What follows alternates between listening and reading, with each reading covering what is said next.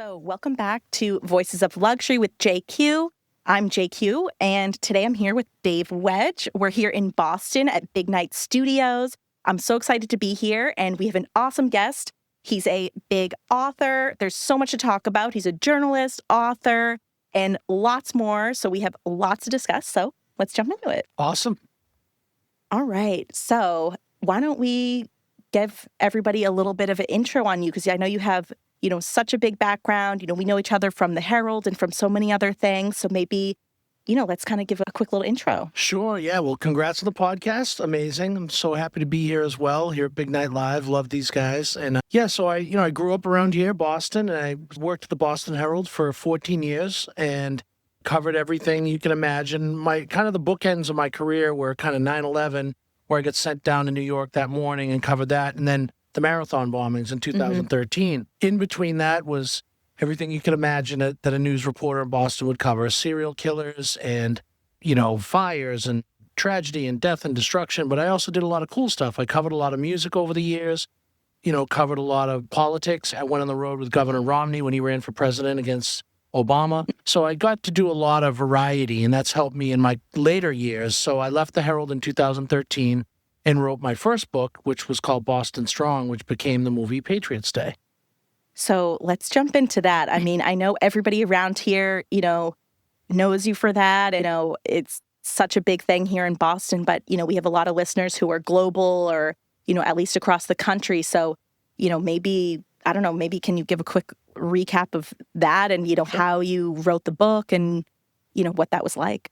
Yeah. So, it was an amazing experience. As a reporter, I had a lot of chances to write books over the years throughout my career about different cases I had covered, but I never really found anything that made me want to kind of, give up a year or two of my life to really focus and write a book, because it's a big undertaking to write a book. I've done 9 now, so I get it a little better now. Wow. So this is your 9th. Book number 9. Wow. Yeah. But, when this one came, it was my first book. So it was a little unusual for a writer to have their first book optioned right away for a movie. Yeah.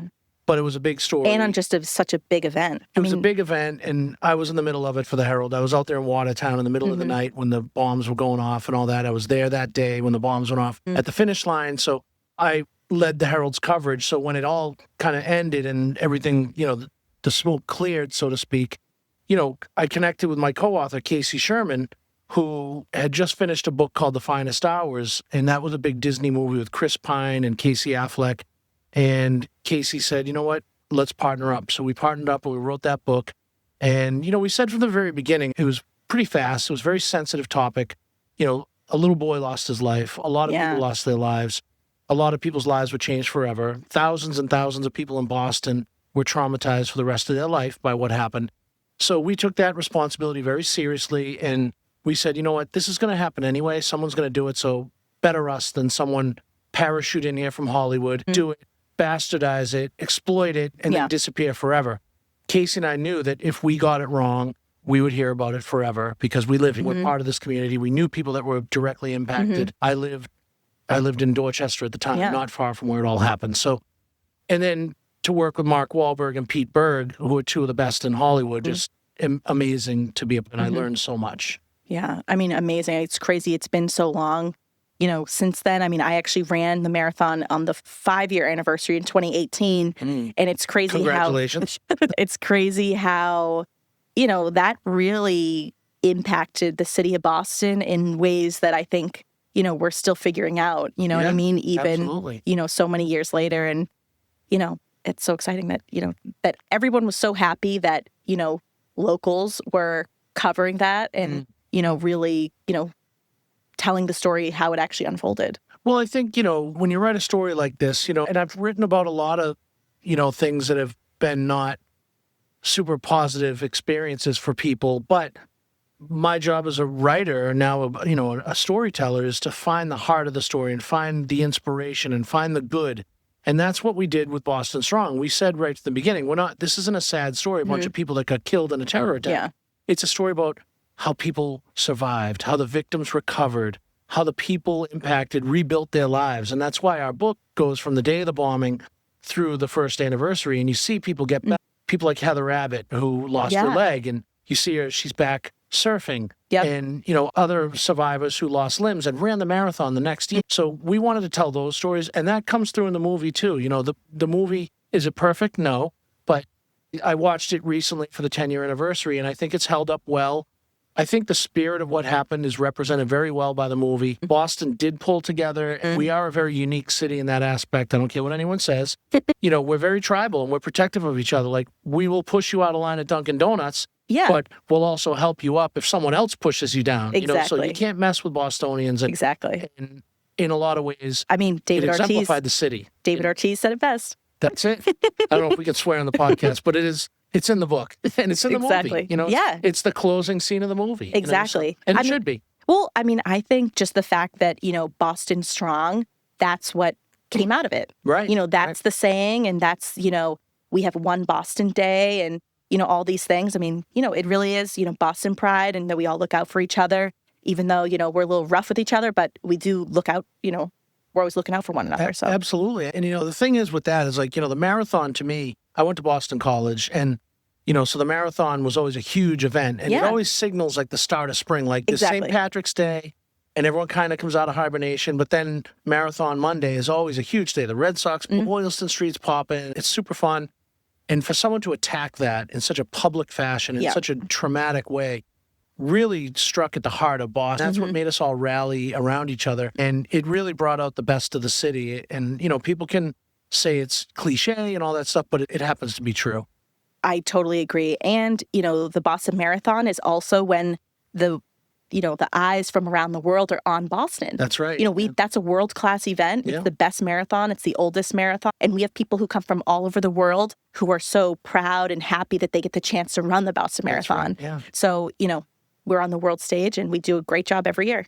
And I think the real message of how Boston reacted to that was shown the following year, which was the biggest marathon that had ever happened. More entrants than ever and more spectators than ever. Yep. So that was really just like you're not gonna knock us down. Yeah, people weren't afraid, and it, every year it's gotten bigger and better, and I think it's gotten even more global. Like this year, I saw so many sponsors of all the big brands doing huge activations. Yep.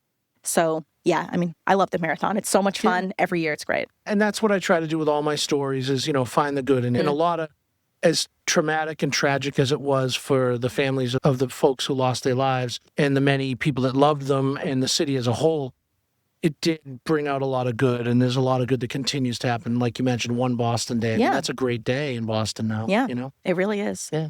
So let's talk about your current book. Sure. So your 9th book, so it's Blood and Hate. So tell us a little bit about this. Sure. So I grew up in Brockton, and this book was kind of my white whale. I wrote, Boston Strong. I've written about the Ice Bucket Challenge, the Flake, Whitey Bulger, John Lennon. So I've covered a lot of big topics.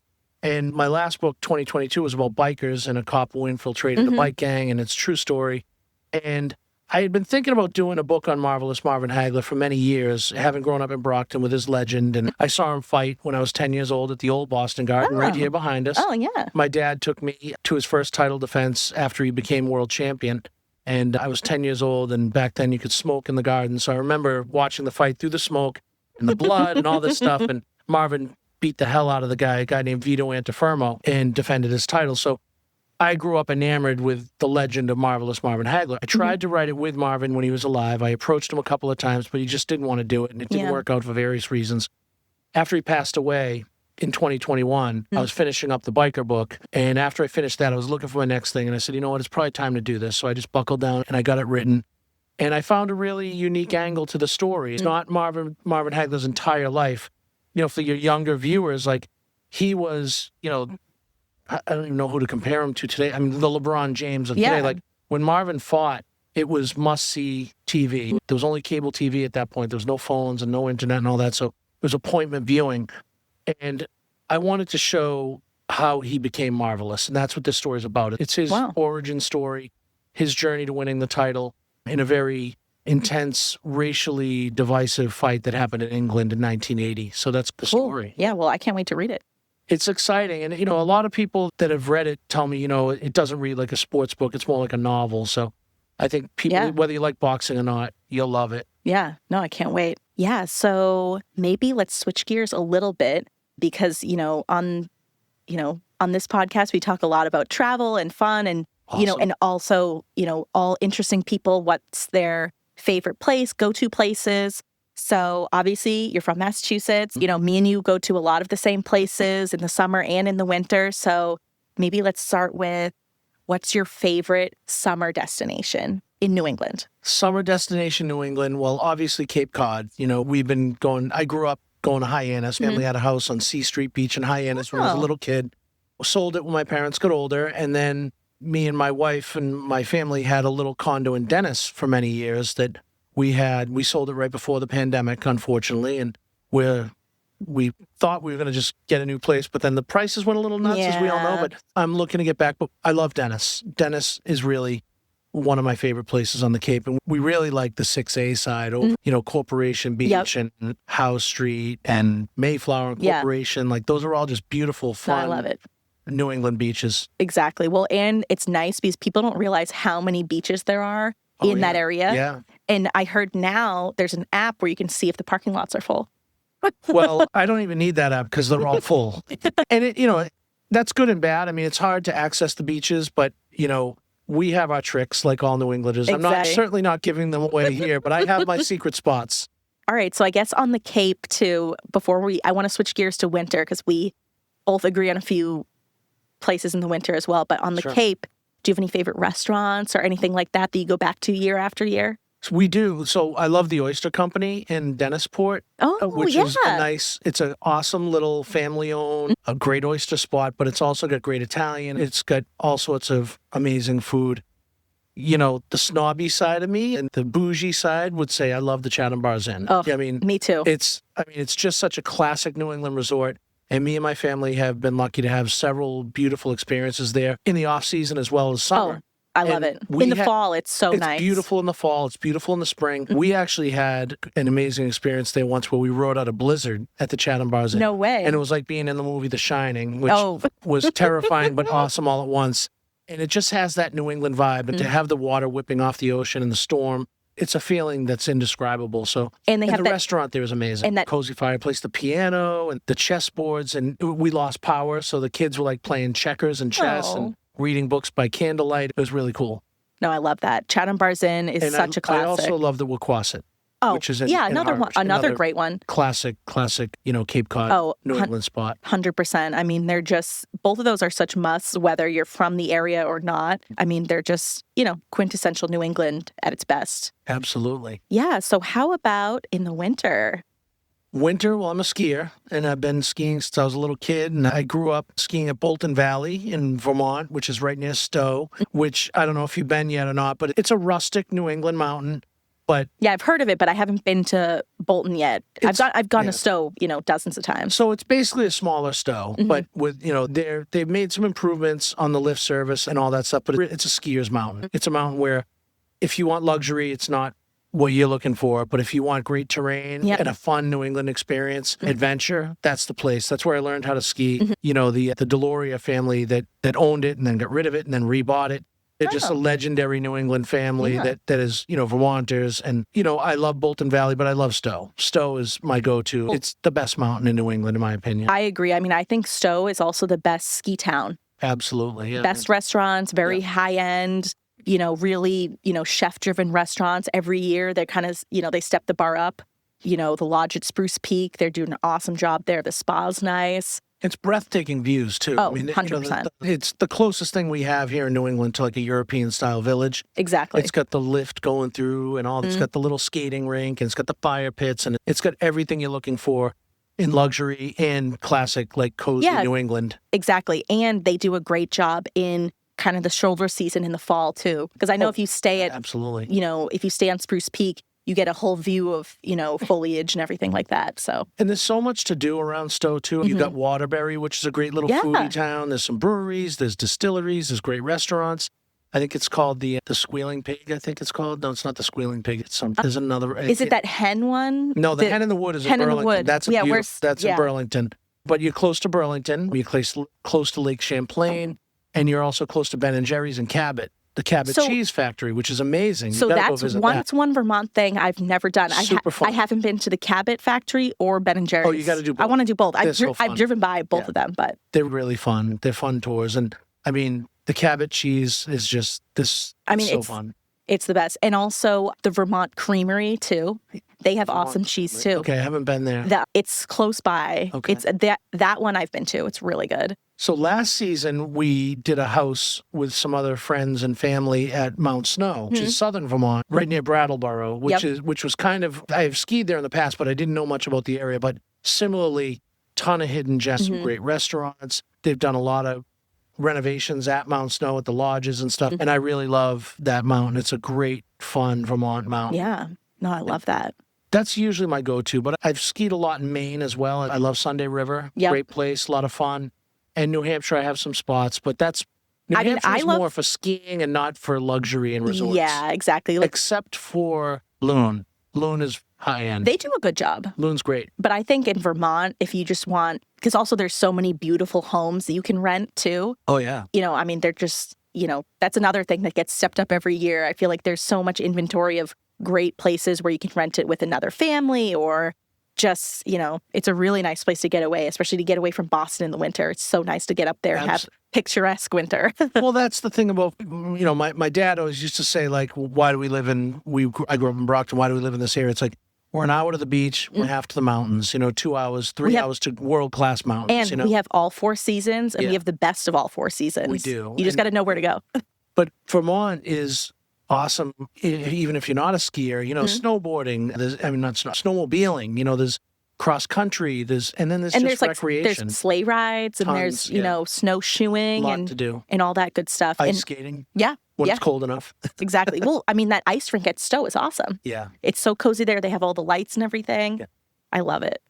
Obviously, I have to shout out the Woodstock Inn, too. I mean, I know you've been there, I'm sure. Yeah. So Woodstock is the other thing I love about Vermont is, like, there's so many of these little towns that are, like, under the radar that have so much beautiful stuff. And exactly. Manchester, Vermont is another one that I've discovered, which is not far from Mount Snow. Yeah. A lot of actors and actresses and celebrities live up in that area. I was good friends with the late Treat Williams, who was a big actor who was in Chicago Fire. And he had a beautiful estate up there that I got to visit a few times. And just Manchester is absolutely gorgeous. Stratton's there as well, which is a world-class mountain. Very high-end. Like, they have some beautiful condos and, beautiful, ski and ski out homes. I mean, that's awesome. And there's great theater up there in the summer. They have, it's almost like the Berkshires. It's that sort of theater shed sort of thing. And and a lot of New York major celebrities come up there and do shows in the spring and summer. Exactly. And you are close to the Berkshires too. Because I know a few years ago I did a trip where we went to the Berkshires and then went up to Vermont. I think probably to Stratton to go skiing right there. That's probably it. Yeah, it's right up 91. It's a beautiful part of the country. Yeah, exactly. I know we just have so many places in New England. You just have to know where they are. You got to do your homework, but Google's your friend. Exactly. I know. JQ is your friend. Well, yeah, I know. You can just go on Instagram or TikTok and find all these places. Yeah. Let's see what else. We're doing great. Well, one thing I can bring up is we are working on a movie on this one. Oh. On the Marvin Hagler one. I'm working with Sam Rockwell. Oh, wow. Who is an Academy Award-winning producer-actor. And we just brought on Rosie Perez as a co-producer. Oh, Rosie's, for the younger folks, she was in White Men Can't Jump. She was in Do the Right Thing and Spike Lee's movies. And I just met with Rosie 2 weeks ago down in New York. We did an event together for this book, kind of a book launch in Brooklyn. And Rosie is amazing. She's such a fire plug, and she loves this story. She's a big boxing fan. Cool. She knew Marvin Hagler. And she's producing a new movie now with Josh Gad, who's Olaf. Oh, she's doing like a family comedy drama that she's starring in and producing. So I'm super excited. It's moving in the right direction. Hopefully we'll have a movie launch here. We will film it in Brockton for sure. Oh, wow. That's awesome. And Boston. We'll film all over here. Love that. That's the plan. Love that. All right. Well, Blood and Hate is out now. You can get it everywhere. And, my friend Dave, he's awesome. Lots of other books, too, to check out. So, if you're interested in true crime or anything, honestly, Boston related, he's the guy. So definitely check these out. We'll link to all these below. But yeah, thanks for all the tips. Those were great. Absolutely. love the show. Congrats again. Yeah. Thanks for coming on. Thanks for having me. Thanks so much for listening. I'm your host, JQ. Be sure to follow me at JQ Louise on Instagram, TikTok, and all the other social media platforms. It was so much fun. Be sure to tune in next week for another great episode.